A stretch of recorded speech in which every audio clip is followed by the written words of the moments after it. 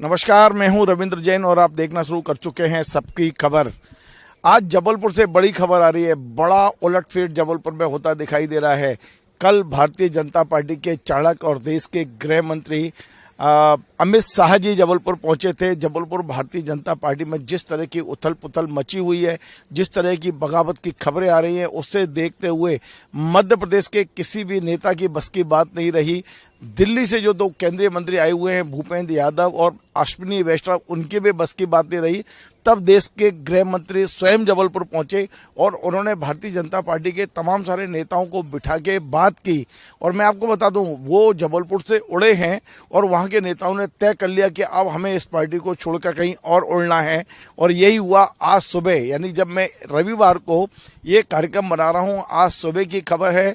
Bharatiya Janata party के जो नगर अध्यक्ष हैं प्रभात साहू, जो महापौर रह चुके हैं, जिन्हें मध्य प्रदेश सरकार ने राज्य मंत्री का दर्जा भी दे रखा था, ऐसे प्रभात साहू ने आज अपना भारतीय जनता पार्टी के अध्यक्ष पद से इस्तीफा दे दिया है।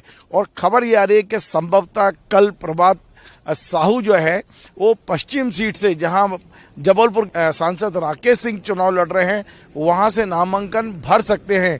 यद्यपि अभी तक प्रभात साहू ने भारतीय जनता पार्टी से इस्तीफा नहीं दिया है, लेकिन अध्यक्ष पद से इस्तीफा दे दिया है। और उससे भी बड़ी खबर ये आ रही है कि अब नगर निगम जो जबलपुर का है, वहां नेता प्रतिपक्ष है कमलेश अग्रवाल ने भारतीय जनता पार्टी के सभी पदों से इस्तीफा दे दिया है। उन्होंने अपने सोशल मीडिया प्लेटफॉर्म पे भी जाके लिख दिया है कि कल 30 अक्टूबर को दोपहर 1 बजे वे जबलपुर की मध्य सीट से नामांकन दाखिल करेंगे। यानी उन्होंने निर्दलीय लड़ने की घोषणा कर दी है। आप अंदाज लगाइए कि भारतीय जनता पार्टी में जबलपुर में किस कदर बगावत चल रही है। हमने देखा था कि कुछ दिनों पहले जो मध्य सीट है, वहाँ जो धीरज पटेरिया हैं, उनके समर्थकों ने भूपेंद्र यादव से विरोध करते हुए वो संभागीय कार्यालय पे एक तरह से हमला कर दिया था। तमाम सारे वहाँ मारपीट हुई थी। भूपेंद्र यादव के साथ धक्का मुक्की हुई, उनके जो गार्ड हैं उनके साथ मारपीट हुई। यदि वो रिवॉल्वर निकाल लेते तो क्या स्थिति बनती।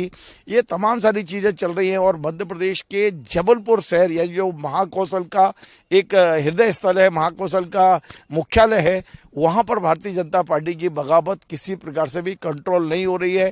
पहले स्थानीय नेताओं ने प्रयास किया, उसके बाद में केंद्र के जो प्रभारी यहाँ बनाए गए हैं भूपेंद्र सिंह यादव, उन्होंने प्रयास किया। देश के गृह मंत्री अमित शाह जी ने प्रयास किया, वो भी नहीं कर पाए हैं। और मैं बड़ी मजेदार बात बता दूं कि ये जबलपुर शहर वो है जहां भारतीय जनता पार्टी के राष्ट्रीय अध्यक्ष जेपी नड्डा की भी ससुराल है, और मध्य प्रदेश के जो भारतीय जनता पार्टी के अध्यक्ष हैं बीडी शर्मा, इनकी भी ये ससुराल है। तो दोनों जो अध्यक्ष हैं, राष्ट्रीय अध्यक्ष और प्रदेश अध्यक्ष, दोनों की ससुराल में जो उठापटक चल रही है, उनके दोनों की ससुराल में जिस तरह की बगावत पार्टी को हो रही है, जिस तरह की खबरें आ रही हैं, मैं आपको सुनाता हूं। जबलपुर के वरिष्ठ पत्रकार, दैनिक अग्निमाल के संपादक मदन अवस्थी से अभी हमने कुछ देर पहले टेलीफोन पे बात की है, और उन्होंने जो हालात हमें बताए हैं वो आप खुद सुनिए, क्या हालात वहाँ राजनीतिक हो चुके हैं। जी मदन जी, क्या स्थिति है जबलपुर की? कल जबलपुर में शीर्ष नेता भाजपा के अमित शाह जी का आगमन हुआ था संस्कार धानी में। काफी लंबा समय यहाँ दिया। मध्य क्षेत्र की जो विधानसभा सीट पे, उस पर पूरी नजर थी। 8 सीटों में सबसे ज्यादा मुकाबला वहीं था, क्योंकि ऐसे व्यक्ति को दिया जो कि वहां का रहने वाला भी नहीं था टिकट, अभिलाष पांडे। तो वहां पे भाजपा काफी तेवर थे। बीच में काफी आपने सुना होगा वीडियो वायरल हुए थे, जिसमें झगड़े भी हुए थे, और पार्टी के कार्यालय में, संभागीय कार्यालय में थोड़ा सा वाद विवाद की स्थिति बनी थी। उसको देखते अमित शाह यहाँ आए थे। उनने काफी कोशिश की, लोगों की अलग अलग बैठ के मीटिंग ली गई। खासतौर से धीरज पटेरिया जी को वहां बुलाया गया उनको। और जो सुनने में आ रहा, जानने में आ रहा है कि धीरज पटेरिया जी को यह आश्वासन दे दिया गया है अमित शाह जी की तरफ से कि शायद उनको लोकसभा टिकट फाइनल भाजपा की तरफ से होगी। अच्छा। आज जब दूसरे दिन उनके जाने के बाद, आज सुबह जब देखा जाता है कि मॉर्निंग में, दोपहर में लगभग 11 साढ़े 11 बजे एक नया समीकरण बनता है। प्रभात साहू जो नगर अध्यक्ष थे, उन्हें अपने नगर अध्यक्ष पद से भाजपा के इस्तीफा दे दिया है। अच्छा, बीजेपी से नहीं दिया है?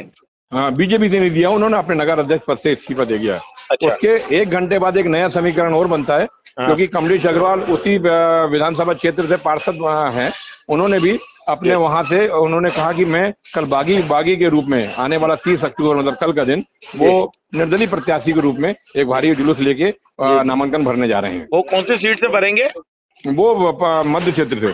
अच्छा अच्छा। जी, जहाँ से अभिलाष पांडे को भाजपा ने तो अधिकृत आप घोषित ये किया बताइए प्रभात जी की क्या भूमिका रहेगी? प्रभात साहू जी जो है है। जी, उन्होंने केवल अध्यक्ष पद से इस्तीफा दिया है, पार्टी अध्यक्ष पद से। हाँ, पार्टी वो अध्यक्ष पद से बीजेपी में जो। रह के काम करेंगे या क्या करेंगे आप?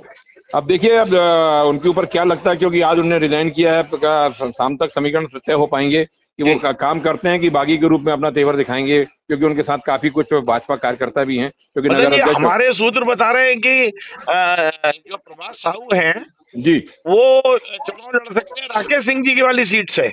जानकारी ऐसी लग रही है कि शायद वो बागी के रूप में कल जी पश्चिम विधानसभा से अपना नामांकन दाखिल कर सकते हैं, ये सूत्रों के अनुसार है, इसको जी जी कंफर्म जी नहीं कहा जा सकता अभी।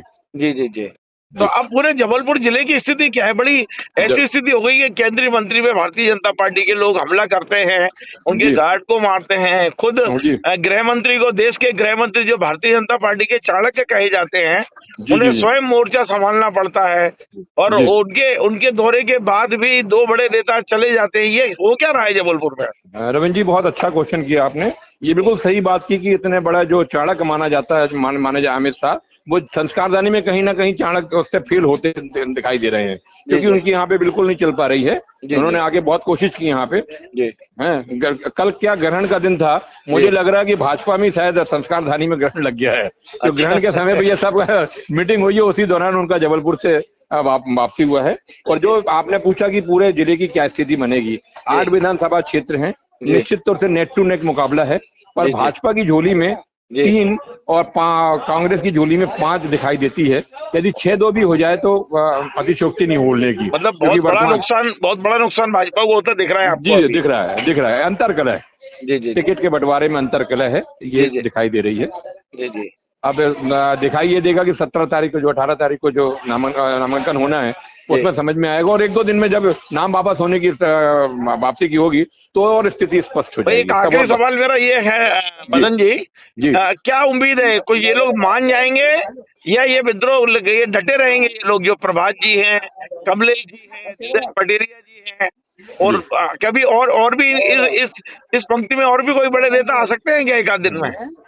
एक इसमें एक पंक्ति में एक नेता थे, जिनका जो विधायक हुआ करते थे, जो जी पूर्व में हारे थे, जी भारतीय जनता पार्टी के, जी शरद जी जैन शायद मान गए हैं। जी उनको भी शायद यह आश्वासन अमित शाह जी की तरफ से मिला है जी। कि आपको कोई ना कोई कैबिनेट स्तर के दर्जे का कोई पद आपको दिया जाएगा, आप अच्छा। पार्टी के लाभ लिए काम करें, और पूरा जैन समुदाय को लेके चलने की बात कही है। पर जी मुझे जी। ऐसा लगता है कि कुल बगावत के स्वर और उठेंगे, क्योंकि आज 2 लोगों ने, 2 वरिष्ठ लोगों ने बगावत के स्वर उठाए हैं, शायद और 1-2 दिन में और भी बगावत अभी के स्वर उठ पूर्व सकते हैं। मंत्री बब्बू जी की क्या स्थिति है? बब्बू जो वहाँ अपना।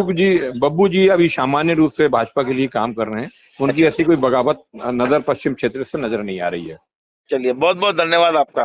Thank you Ravindra ji, thank you. तो आपने सुना मदन अवस्थी जी का कहना है कि जबलपुर की 8 विधानसभा क्षेत्रों में से कोई बड़ी बात नहीं है कि 3 सीटों पर ही भाजपा को संतोष करना पड़े, 5 सीटें उसके हाथ से निकल जाएं। ये भी संभावना है कि केवल 2 ही आए, 6 सीटें भारतीय जनता पार्टी हार जाए। तो अंदाज लगाइए, इसका असर केवल जबलपुर पर नहीं पड़ेगा, जबलपुर के आसपास की सीटों पर भी पड़ेगा। तो निश्चित तौर पर जबलपुर की जो बगावत है भारतीय जनता पार्टी की, वो बगावत भारतीय जनता पार्टी को कहीं ना कहीं भारी पड़ सकती है। आपको हमारा ये कार्यक्रम पसंद आया, इसे शेयर करें, लाइक करें, कमेंट करें, और आपसे बार बार निवेदन है हमारे चैनल को सब्सक्राइब अवश्य करें। धन्यवाद।